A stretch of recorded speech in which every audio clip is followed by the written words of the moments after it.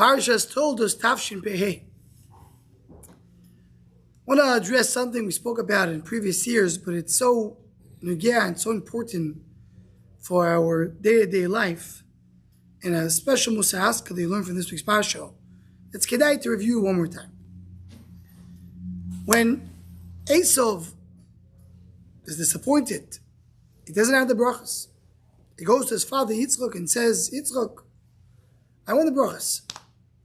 Tells him, Yitzchak Avinu, he says, I'm sorry, but the brachas, I gave them to Yaakov. What should I do? I gave him the brachas. So says Eisav, but that's it? Like, what about me? This is what you want to do.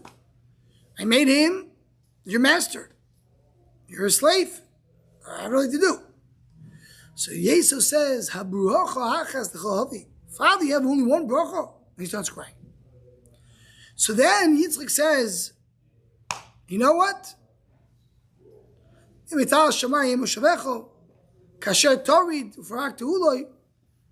he comes and he gives brachas to Eisav. And the obvious question is, you know what it seems like?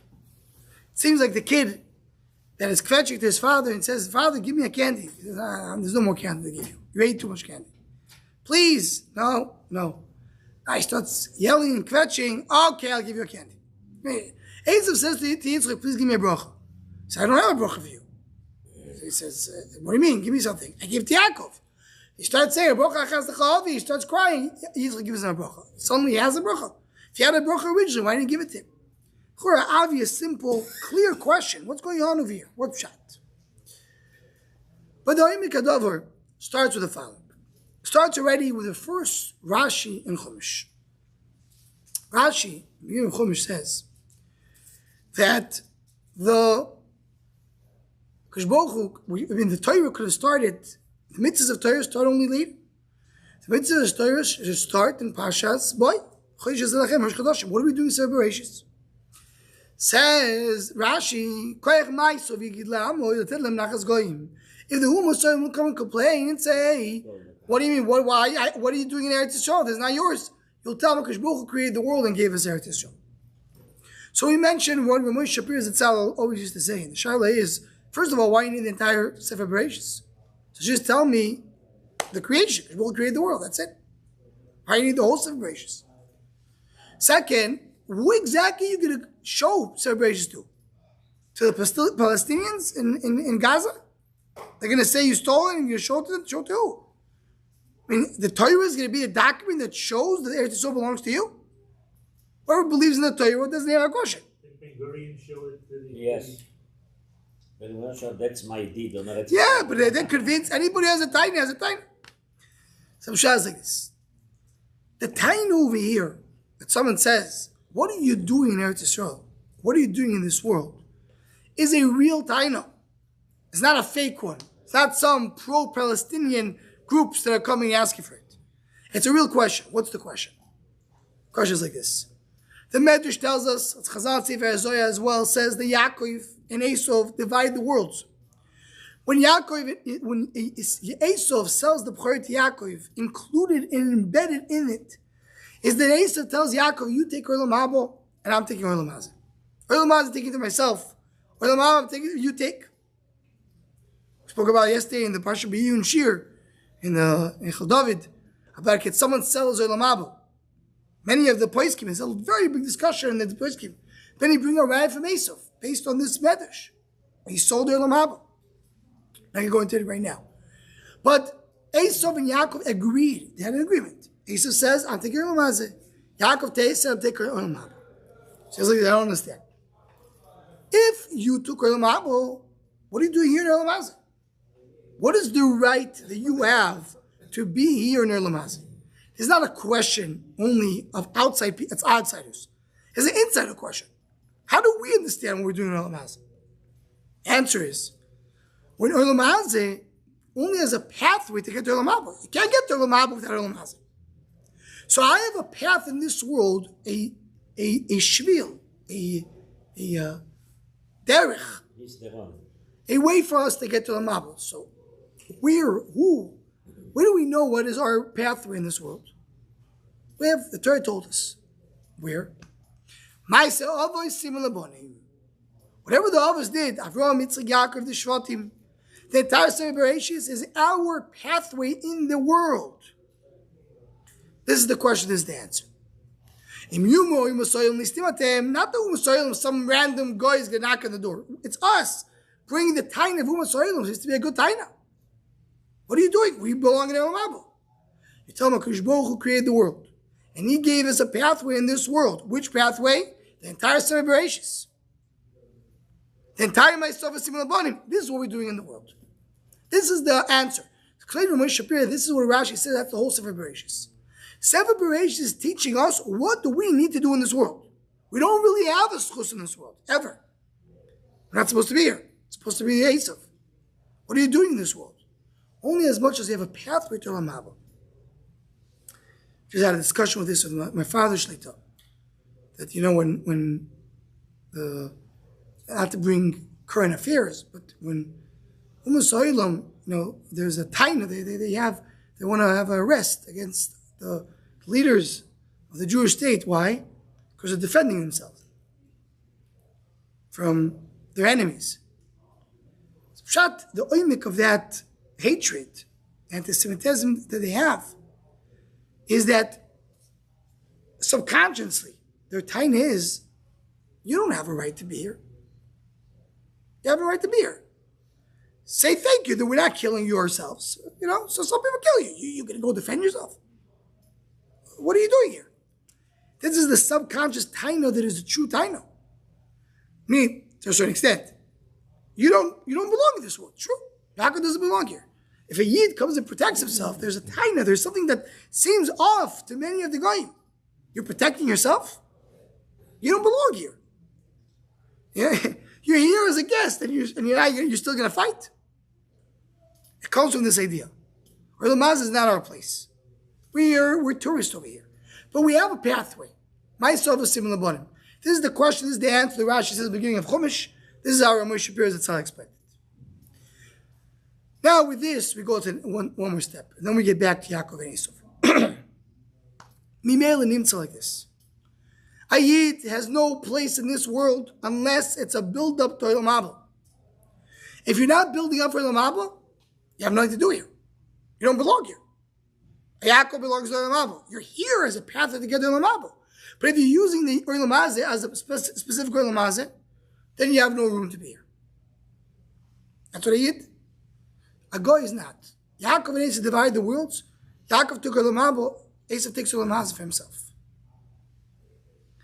And with this, we can go and understand what's going on with the conversation with Yaakov and Eisav. It comes to the Nifla Moed.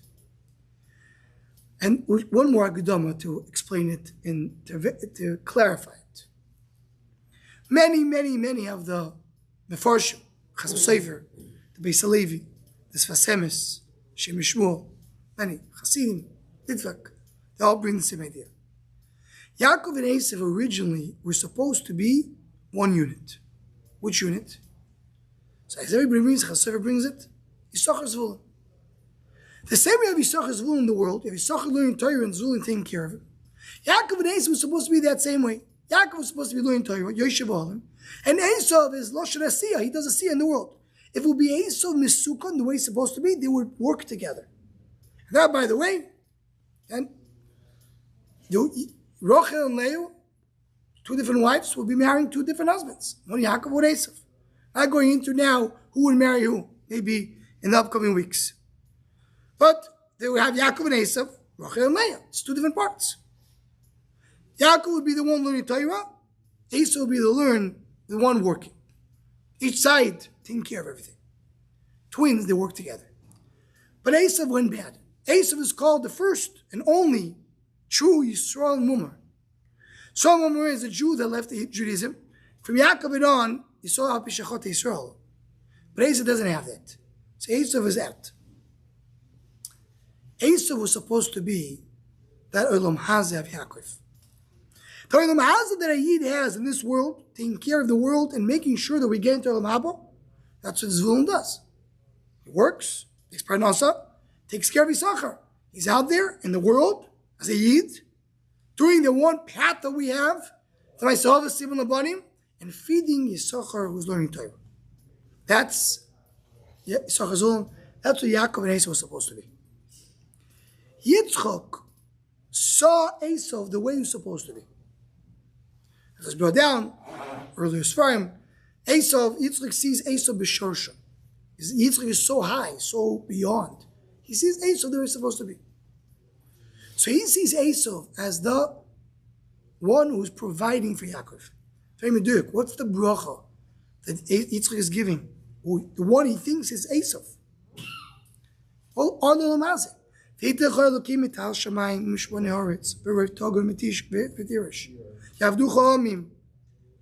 right? You can have slaves, you can have land, you can have food.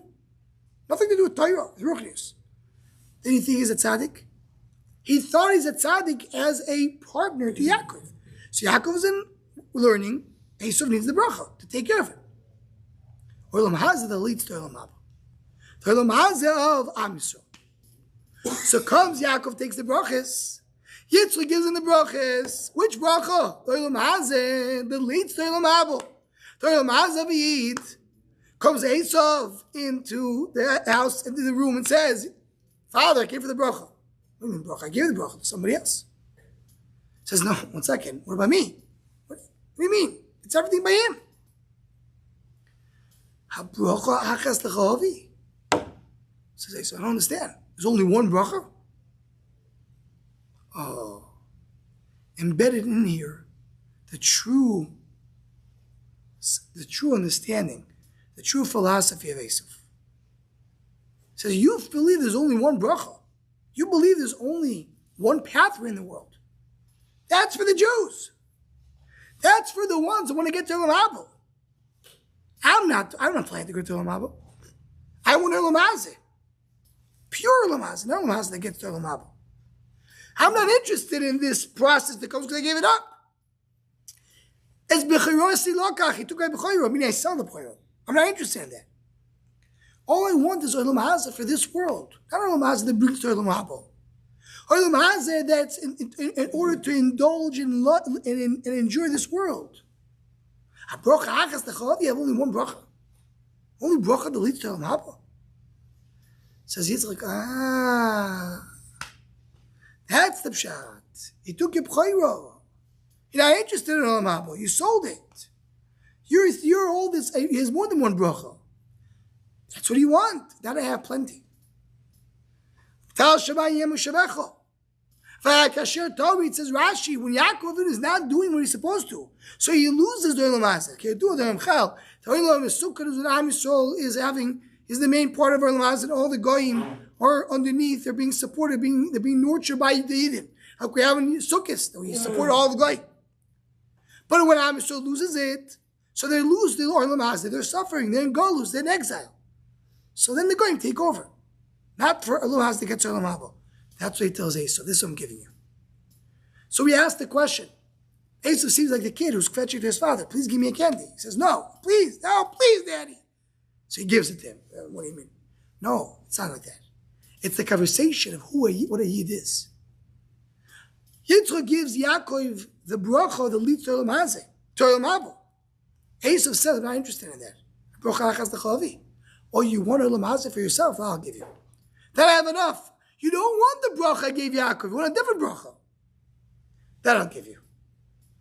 And this is a big yesod. And with this we conclude. That what this teaches us is that truthfully, what a Yid has in this world, is only Olam Hazeh that leads to Olam Haba. We don't have Olam Hazeh on its own. If a person goes and makes the mistake and thinks he's going to just indulge in Olam Hazeh with no other cheshbonis, so then that's Olam Hazeh of Eisav. Olam Hazeh of Yaakov is always something that leads to the next thing. You enjoy it because you want to be able to rest. You enjoy because that gives you more koiches to do avodas Hashem. You're doing good parnasa because you can do tzedakah. You're doing everything that you need to do around in order to bring to something which is a tachlis. Okay, we always mention it.